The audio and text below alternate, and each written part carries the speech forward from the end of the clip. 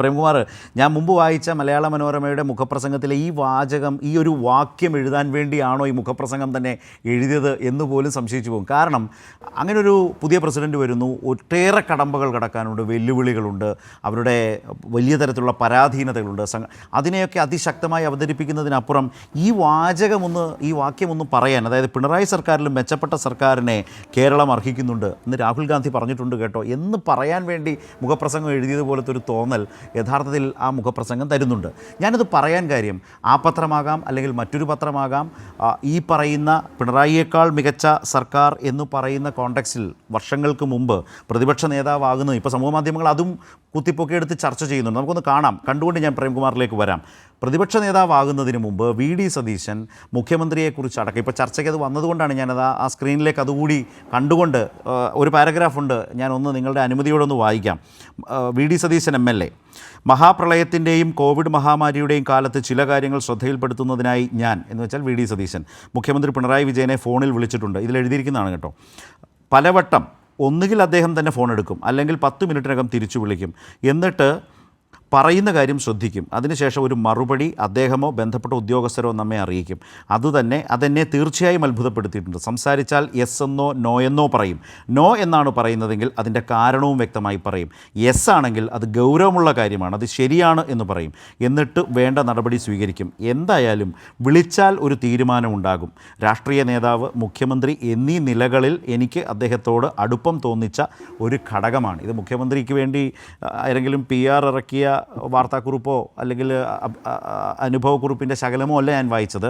ഇദ്ദേഹം പിന്നീട് കേരളത്തിൻ്റെ പ്രതിപക്ഷ നേതാവായി മാറി, ഇപ്പോൾ പ്രതിപക്ഷ നേതാവായി ഇരിക്കുന്നയാളാണ്. ശ്രീ വി.ഡി. സതീശൻ തന്നെ ഇപ്പോൾ മലയാള മനോരമ പറഞ്ഞ പിണറായി സർക്കാരിലും മെച്ചപ്പെട്ട സർക്കാരിനെ കേരള ജനത അർഹിക്കുന്നുണ്ട് എന്ന് പറയുമ്പോൾ അദ്ദേഹം തന്നെ ഒരു കാലത്ത് പ്രതിപക്ഷ നേതാവാകുന്നതിന് മുമ്പ് പറഞ്ഞ കാര്യങ്ങൾ കൂടിയാണ്. പ്രേംകുമാർ, അതായത് പിണറായി സർക്കാർ എന്ന് പറയുന്നത് പിണറായിയുടെ 1ാം സർക്കാരാണെങ്കിൽ അതിനേക്കാൾ നല്ല മന്ത്രിസഭ, അതിനേക്കാൾ നല്ല ഭരണം നമ്മൾ അർഹിക്കുന്നുണ്ടായിരുന്നു. അതുകൊണ്ട് തന്നെയാണ് പിണറായി സർക്കാരിന്റെ വേർഷൻ 2 വന്നിട്ടുള്ളത്. 2ാം പിണറായി സർക്കാർ ആണെങ്കിൽ അതിലും മെച്ചപ്പെട്ട ഭരണം നമ്മൾ പ്രതീക്ഷിക്കുന്നുണ്ട്, നമ്മൾ അർഹിക്കുന്നുണ്ട്. അതുകൊണ്ട് അതിലും മെച്ചപ്പെട്ട രീതിയിൽ കാര്യങ്ങൾ ചെയ്യാൻ വേണ്ടിയിട്ട് തന്നെ ശ്രമിക്കുന്നത്. നമ്മളിപ്പം ശരത് എന്നെ വിളിച്ചുകൊണ്ടാണ് ഇന്നലെ യുദ്ധത്തിന്റെ സാഹചര്യത്തിൽ സർക്കാരിന്റെ ആഘോഷ പരിപാടികൾ നിർത്തിവെച്ചതായിരുന്നു. കോഴിക്കോട്ട് തീരാനായ പന്തൽ പൊളിക്കാൻ തുടങ്ങിയതായിരുന്നു. വെടിനിർത്തലുണ്ടായപ്പം ആ പരിപാടി പുനരാരംഭിക്കുകയായിരുന്നു. ഇന്നലെ വൈകിട്ട് മുഖ്യമന്ത്രി കോഴിക്കോടാണുള്ളത്, ഇന്ന് രാവിലെ കോഴിക്കോട് ആളുകളൊക്കെ സംസാരിച്ചു. ഇപ്പൊ നമ്മൾ ഇവിടെ ചർച്ച ചെയ്തുകൊണ്ടിരിക്കുമ്പോൾ കോഴിക്കോട് കടപ്പുറത്ത് 10,000 അദ്ദേഹത്തെ കേട്ടുകൊണ്ടിരിക്കുകയാണ്. എന്തൊക്കെയാണ് ഇനി ചെയ്യേണ്ടത് എന്നുള്ള കാര്യം ആളുകളിൽ നിന്ന് കേൾക്കുകയും ചെയ്യാൻ പോകുന്ന കാര്യം ആളുകളോട് പറയുകയും ചെയ്യാണ്. ഇതിന് ബദലായിട്ട് കോൺഗ്രസോ പുതിയ KPCC പ്രസിഡന്റോ വർക്കിംഗ് പ്രസിഡന്റ്മാരോ എന്തെങ്കിലും പറയുമെന്ന് നമ്മൾ ആരും പ്രതീക്ഷിക്കുന്നില്ല. അനിൽകുമാറിനോട് എനിക്കുള്ള വിയോജിപ്പ് അവിടെയാണ്.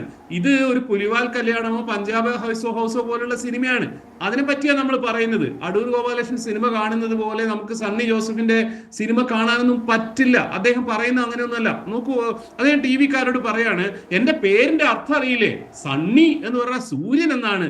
രമേശ് ചെന്നിത്തലയാണ് അത് പറഞ്ഞത്. അതിപ്പോ കേരളം മുഴുവൻ ഏറ്റെടുത്തിരിക്കുകയാണെന്ന് ഞാൻ ഇങ്ങനെ മൂക്കത്ത് വിരൽ വെച്ച് കേൾക്കുകയാണ്. ഇദ്ദേഹം വളരെ സെൻസിബിൾ ആയിട്ട് സംസാരിച്ചു വരുന്ന ഒരു മനുഷ്യനായിരുന്നല്ലോ എന്ന്. ഇങ്ങനെ പറയാം, എന്റെ പേര് സണ്ണി എന്നാണ്, സണ്ണി എന്നുള്ളതിന് സൂര്യൻ എന്നാണ് അർത്ഥം എന്ന് പറയുന്ന ഒരു KPCC പ്രസിഡന്റിനോട് അഡ്വക്കേറ്റ് അനിൽകുമാർ നിങ്ങൾ രാഷ്ട്രീയ ബദല് പറയുമെന്ന് പറഞ്ഞാൽ അദ്ദേഹം അതൊന്നുമല്ല ആലോചിക്കുന്നതോ പറയുന്നതൊന്നും. വിന്നബിൾ ആയിട്ടുള്ള കാൻഡിഡേറ്റ്സിനെ നിർത്തും. ഏത് രാഷ്ട്രീയ പാർട്ടിയാണ് തോൽക്കാൻ സാധ്യതയുള്ള കാൻഡിഡേറ്റ്സിനെ നിർത്തുക? അവർ പൊളിറ്റിക്സിനെ പറ്റി കൺസേൺഡ് അല്ല.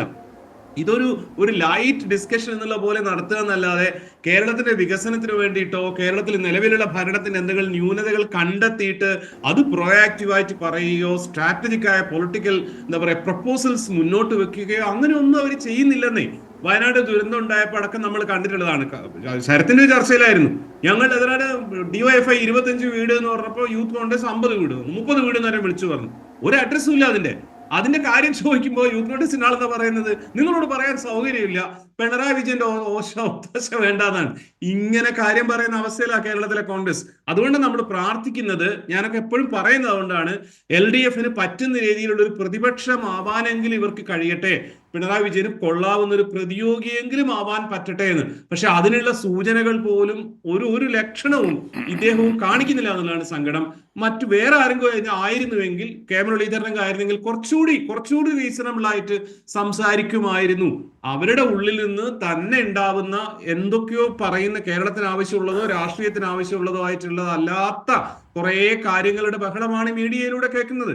അതിന്റെ ഭാഗമായി എന്തെങ്കിലും പറയാ എന്നല്ലാതെ ഈ ചർച്ച അഡ്വക്കേറ്റ് അനിൽകുമാർ പറഞ്ഞതിൽ അതിൽ ഞാൻ യോജിക്കുന്നു. അല്ലാതെ പൊളിറ്റിക്കലായിട്ടൊന്നും ഇത് ഒരു തരത്തിലും മുന്നോട്ട് പോകുന്നൊന്നുമില്ല. പക്ഷെ നമുക്ക് ഇതിന്റെ അകത്ത് വിട്ടു നിൽക്കാൻ പറ്റാത്തത് കൊണ്ട് ഒരു തമാശ പറയുന്നത് പോലെ പറയുന്നു എന്നുള്ളതേ ഉള്ളൂ. ഇവര് തന്നെ പറയുന്നു, ഇവര് തന്നെ ചെയ്യുന്നു. അല്ലാതെ കേരളത്തിന്റെ പൊളിറ്റിക്കൽ കോണ്ടെക്സ്റ്റിലോ ഇന്ത്യയുടെ വർത്തമാനകാല പൊളിറ്റിക്കൽ കോണ്ടെക്സ്റ്റിലോ എന്തെങ്കിലും റിലവന്റ് ആയ കാര്യം ഇത്ര സമയം കൊണ്ട് ഈ KPCC പ്രസിഡന്റ് പറഞ്ഞ് നിങ്ങൾ കേട്ടിട്ടുണ്ടോ? കേരളത്തിലെ ന്യൂനപക്ഷങ്ങളുടെ കാര്യമാവട്ടെ, ഇന്ത്യയിലെ ന്യൂനപക്ഷങ്ങളുടെ കാര്യമാവട്ടെ, സംഘപരിവാറിനെ നേരിടുന്ന കാര്യമാവട്ടെ, ആഗോള യാഥാർത്ഥ്യമാവട്ടെ, കേരളത്തിന്റെ വികസനമാവട്ടെ, ഒന്നും അവർ കാണുന്നില്ല. അവർ ഒറ്റ കാര്യം കാണുന്നുള്ളൂ, അടുത്ത ഇലക്ഷനിൽ ഞങ്ങൾക്ക് എങ്ങനെ ജയിക്കാം, ഇതിനെ പറ്റിയാണ് ആലോചിക്കുന്നത്. ആളുകൾക്ക് ഇവര് ജയിക്കുക എന്നുള്ളതല്ലല്ലോ വോട്ടർമാരുടെ, ജനങ്ങളുടെ ആവശ്യം അവരുടെ പ്രശ്നങ്ങൾ പരിഹരിക്കുകയും കേരളത്തെ, ഇന്ത്യയെ മുന്നോട്ട് കൊണ്ടുപോവുകയും ചെയ്യുന്നതാണ്. അതിനെപ്പറ്റി ഇവർ ലീസ്റ്റ് ബോധേഡാണ്. അത് ആളുകൾക്ക് കൃത്യമായിട്ട് മനസ്സിലാവുന്നുണ്ട്. മീഡിയയുടെ ഈ ഹൈപ്പും ഇമേജ് ബിൽഡിങ്ങും ഒക്കെ നടന്നിരുന്ന കാലം പണ്ടുണ്ടായിരുന്നു.